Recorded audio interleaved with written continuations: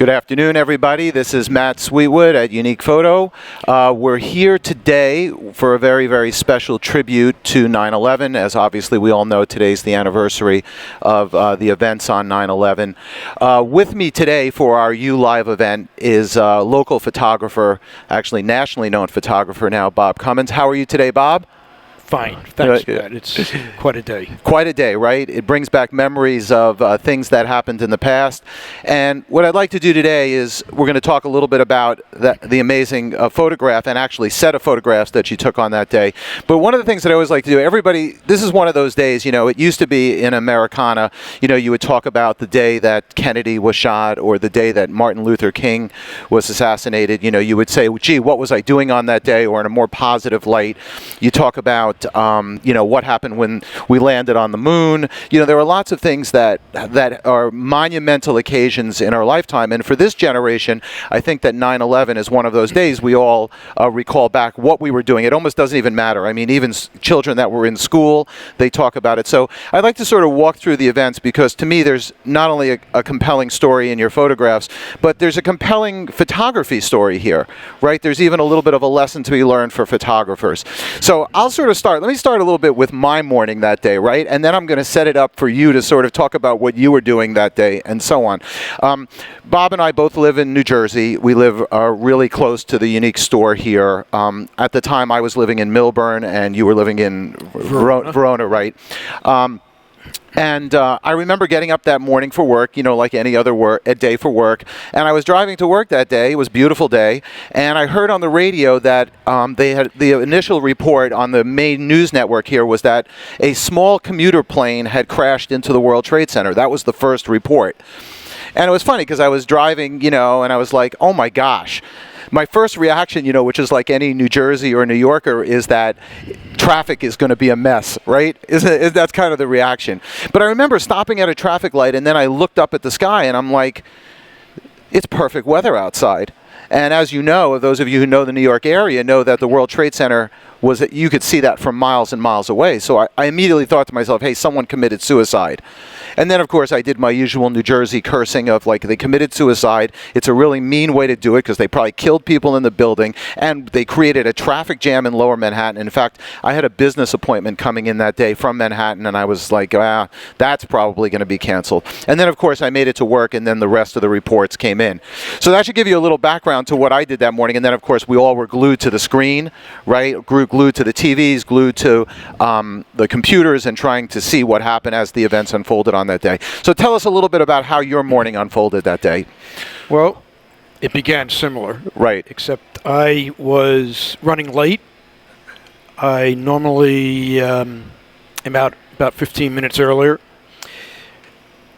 I went to my car. Radio is always on in that car, news right. 880. Right. I had 1010 wins, by the way. So, okay, so sister station. At that time, I think they were actually competitors. They were competitors at that time, right? Now they're sister stations, right. CBS, right? And we live on a mountaintop in Verona at the Claridge House.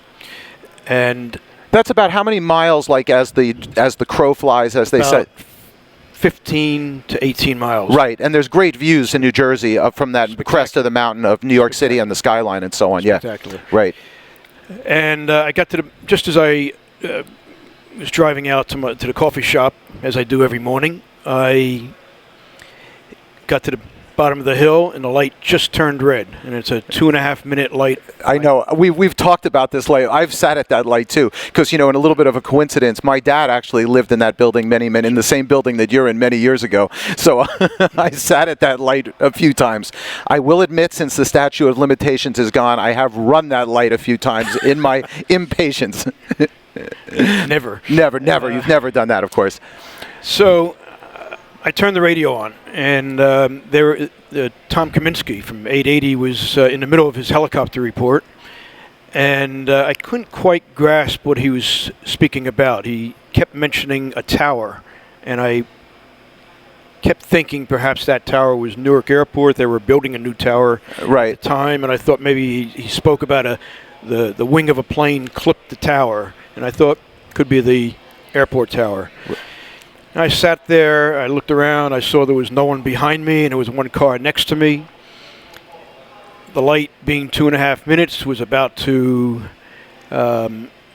change. And at that point, Kaminsky said, I will switch back to the studio, and we're going to try to get closer. The anchors came on. They said, as you've just heard, something major is happening at the World Trade Center. We are rushing crews down there as we speak, and we will let you know what's happening. That moment, the light turned green, and I had to make a quick decision. Do I go to the coffee shop? Right. Or do I turn around and go back up? And see if you can see something, right? Many times we hear there's something going on in the city. We look out, we don't see anything. My mother had passed away about a month before, and she was a news junkie like me. Right. And I think she just sent down a little message saying, this is big, turn around, go back. So you made a fateful decision and you turned around. Made a quick U-turn. At that time, I was between two apartments, one on the 7th, one on the 9th. Ah, interesting. And my significant other, Rita Bonnie, is on the 9th. So I went up to the 9th. I looked out the window and I saw the flumes of smoke. Right. What was your reaction? I mean, what were you thinking at that moment? At that moment, I just saw a flume of smoke. Right. You weren't putting pieces together what it was or something like. No, I didn't put pieces together till just it was a fire. You knew it was a fire. You knew it was a fire. You knew whatever. Right. Probably photographically worthy. That's right. Right. So I ran downstairs to the 7th floor. Took the stairwell, ran down, and grabbed the 500 Nikon mirror lens and the camera and some film. Ran back upstairs. Film, right. I just want you to emphasize it was film. This was film. And a 500 millimeter lens. Right. The Nikon mirror. Right. And ran back upstairs, started walking out on the balcony, putting the lens on the camera, putting the film in the camera. Right. Walked out, and at that point, I looked over here, and I saw the plane, and I assumed that Newark Airport was still open. I figured this plane was... Right, and you see planes from that vantage point in that valley over there a lot, of course. So for whatever reason, I lifted the camera. This was only seconds later. Right. This is all out of habit, right? Out of habit. Right. So the photographic lesson here, right? I mean, because we are a little bit about photography, is that you knew that camera. I always laugh. You could splash cold water on you at 4 in the morning, right? You'd pop up and be able to work the camera without looking at it, Absolutely. right? Right. You were one with the camera. Absolutely. So I picked up the camera. I figured I'll take a picture of the plane juxtaposed against the city. Right. I don't know why. I just thought I would do that. I made 2 quick shots. Do you remember your exposure? Do you remember what it was? It was 2000 at f8. 2000 at f8. Okay. Right. And you just guessed at that? I guessed it to 2000. Okay. The f8, the mirror lens is f8. I understand. Right. You guessed at the shutter speed. Right. I got it. And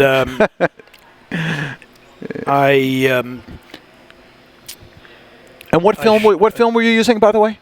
Do you remember? I was using a Fuji 800. Fuji 800, which at that time was really it was an extremely popular film. It was press.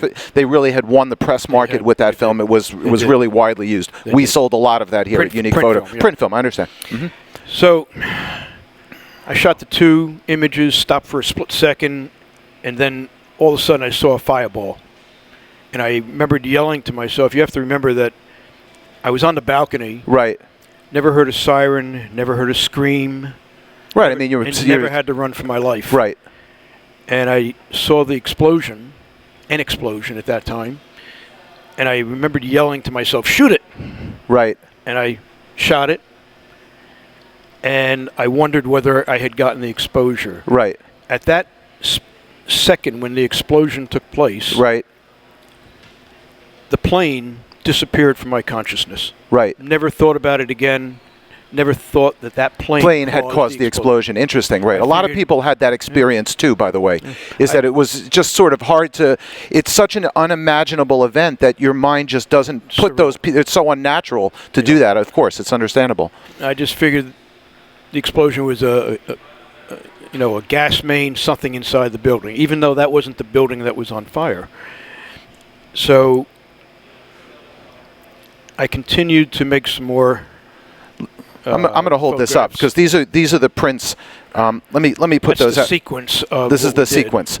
I'm just going to hold this out here so the viewers can take a look, and then you can kind of walk us through. So that's the picture that. So that's the picture that actually was the first picture. That was the first picture you took. That was the picture. Right. You need to tilt it up. Okay, you got it. Thank you, guys. Right. So.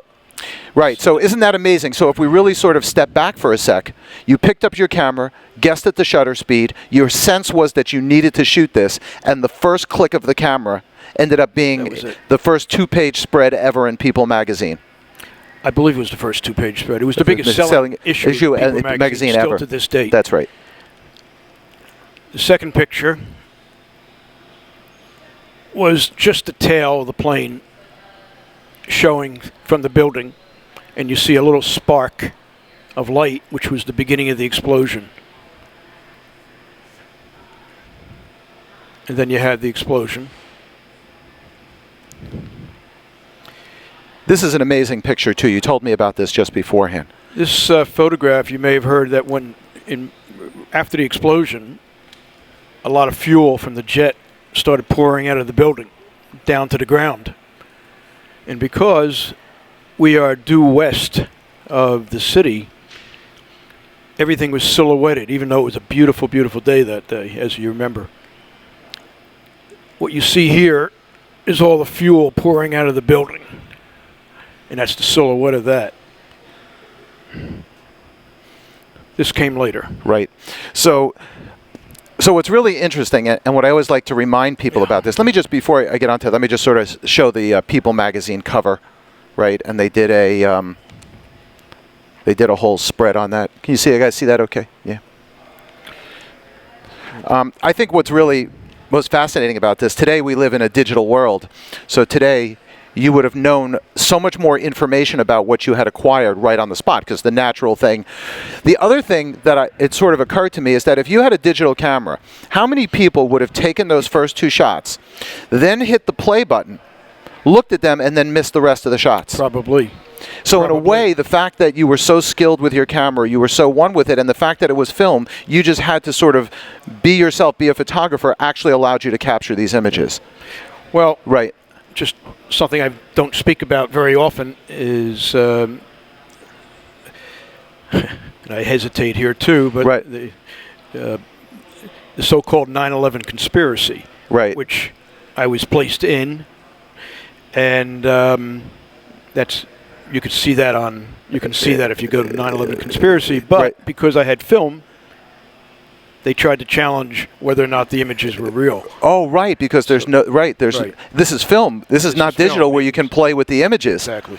This is film. That is a fantastic point, right? Because there's no way you have the negatives, right? And there's no way to fudge the negatives. So if anybody doesn't think that a plane crashed into that building, you have the actual conclusive proof that it did. That's a really, really amazing point. So you didn't realize. I just want to advance the story a little bit. You didn't realize what you had on your camera right at that time. That's right. So you obviously went to get this developed. When did you actually develop the film?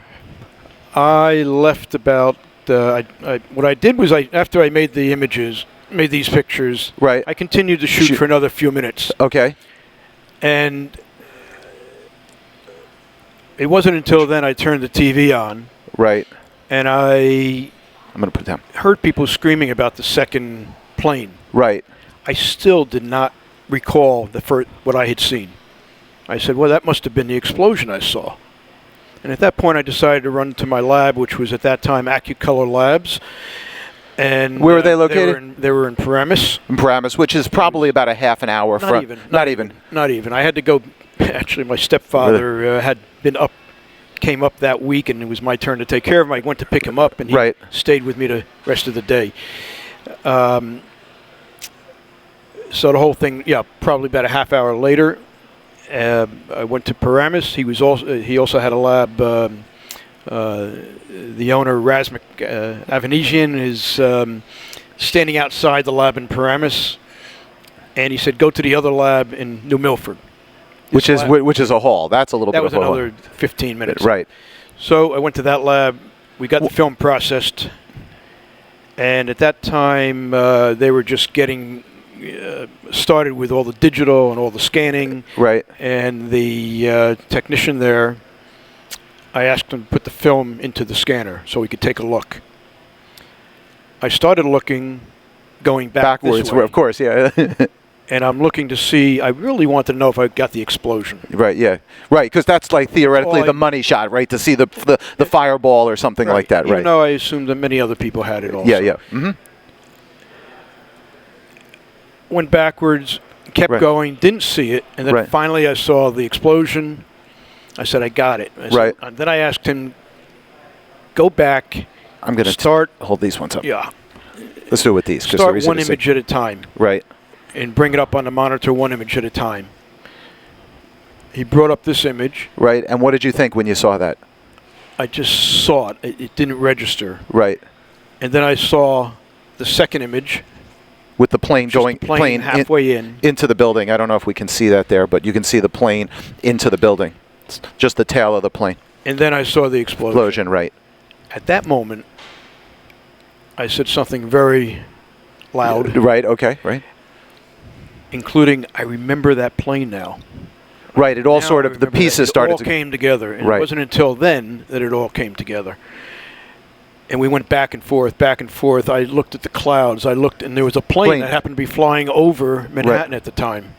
And this was a helicopter, I guess. That was a CBS, probably the CBS helicopter, and that was another helicopter. Wow, they let it. You see, they hadn't obviously, you know, because it's funny. You would think they would have cleared the airspace. They were just, everybody was confused. It was such a confusing, right? So I checked all three images, the planes. Right. Everything was in the same spot within a split second, and I said, "That's the plane." So at that point, I took a deep breath. Right. And I said, I think I better call my agent. Agent, right. You called your agent. Like a good photographer, right? You called your agent. Still not knowing what was going on downtown. Right. Because... And so how did... And then from that point, so your agent then, I guess, contacted various media sources, right? Yeah. The agent at that time was Black Star. Okay. Major agency. I'm now represented by Corpus with this photograph. But I spoke to the president of the agency, and he called the gal who, the president of the agency, Chapnick, and he called On Stock, who is my agent at the agency, and she happened to be in Paris at a conference. Okay. She went right to work over there on the picture, and the picture wound up spread across 2 pages in Paris Match that week. Right. I told him what I had. He asked me to send him a small image of it. I did that. He called me back. He said, People magazine wants it. They guaranteed it immediately. Right. Before even time. As far as I know. Did they want exclusive rights to it? They want exclusive rights. They had it for several weeks. Several weeks. That's an interesting point, right? Because today, sometimes when you get exclusive rights, you can get for a year. But a picture like this, it's for several weeks, right? Right. I'm told that had it gone to a newspaper, New York Times or otherwise, it would have been part of the Pulitzer Prize. Right. But that's... Okay, now you never look back. You have an amazing photograph. Right. Tell me how you actually got the photograph to them. I know there's a little bit of an interesting story, right? So you're sitting in New Jersey, right? New York is basically shut down. Correct. And their offices, People magazine offices, right. are in New York. Normally I would just run it into the city if I had any problem. Right, and this is not where you can send somebody like a Dropbox link. We're a little bit before any of that was available, right? None of that you actually had to take the actual negative and... Scan Did you have duplicates made of the negative? No. So you had one original negative? One original. I'm nervous just thinking about that. Okay. I wasn't until you said it. Until you weren't. Until you said it, right? So then you drove it, or what did you? No, we scanned it at the lab. Okay. And he said you have to get it to People magazine. Right. Here's the email. Send it as large as you can, large resolution as you can. Right. And I sent it. They said it wasn't large enough. They kept saying, make it larger, make it larger. higher resolution. I made a couple trips back and forth to the lab. And at that point, I think it was 18 megs they wanted, or 20 megs. Right. Ooh, the computer just couldn't handle it. Right. We couldn't, 18 whole megs, right? Back then. Back in today, we talking terabytes. There, right. 18 megs was a big deal. And we just kept trying and trying and trying, couldn't get it done. And I went to a Kinko's in Clifton on the highway to see if they had any stronger equipment to send it over. We tried for hours, could not get it over. Finally, they said, "You've got to get this to us, and it's got to be large." I said, "What? You know, are you talking cover?" And they said, "We're talking double cover." Well, that got your attention, right? Well, it had my attention most of the evening, and we at about 9:30 that evening, they finally called me and said, "We got it." I was told later that had somebody realized or known or thought about it at the time, the magazine was being printed in Secaucus, in the industrial area in Secaucus. I could have run the well, you know, New York takes credit for everything, but you know, New York takes credit for everything, but we know all of the really good stuff and important stuff happens in New Jersey. It does. It does. It does. So the rest is history, I suppose. That's right. There are other little parts of the story, but yeah, I mean, for me, you know, an image like this really is transformative. You know, what you did, your photographic skill, being in the right place, maybe we can even call it divine intervention in some respects, really has changed our view of, you know, what's happened that day. You certainly have become, you probably didn't set out to do this, right? But you've become an integral part of the events of that day, you know, and this is not something that we celebrate, obviously. It's something that we remember, you know, and we respect those that gave their lives on that day. And I really want to thank you for, you know, bringing this image today and sharing it with us and sharing your story, which to me is really even more remarkable as the image itself. Thanks, Matt. I hope it was informative. I think about it most every day when I'm sitting at that light, actually. That's right. When I look out the window and I see the new tower. Right. And for you, it involved you in a way that you're going to think about it every day. I mean, I'll tell you, you know, obviously it's on my mind sometimes. I know people that were killed on that day and so on. But for you, it's really become a fabric of your life. You know, let me just say one more thing. You know, you've been very generous to us. This print obviously is a very valuable print, and you were kind enough to donate it to a charity which I'm involved with, which was the Josephine Herrick Project. We had a auction last year. We'll have an auction again this year, and you donated the print, and it actually fetched a really nice sum at the auction. So I want to thank you for that. It's for a good cause. We use photography in some sort of ironic way. We use photography obviously to help people like veterans and people in need. So thank you for participating in that. I want to thank everybody out there for watching this U event live. This is, I think, was a fitting way for us to pay tribute to what happened on those days. And we'll look forward to you out there for future U Live events. If you want to tweet or talk about this event, use the hashtag UEventLive. Please follow us at Unique Photo. That's at Unique Photo on Twitter, Instagram, and Facebook. And we'll see you for the next U Live event, which should be next week, right? We're going to have an event on Monday. Definitely take a look at your email, and on our social media you should find that. Bob, thanks again for coming in today, and everybody have a great afternoon. Thank you.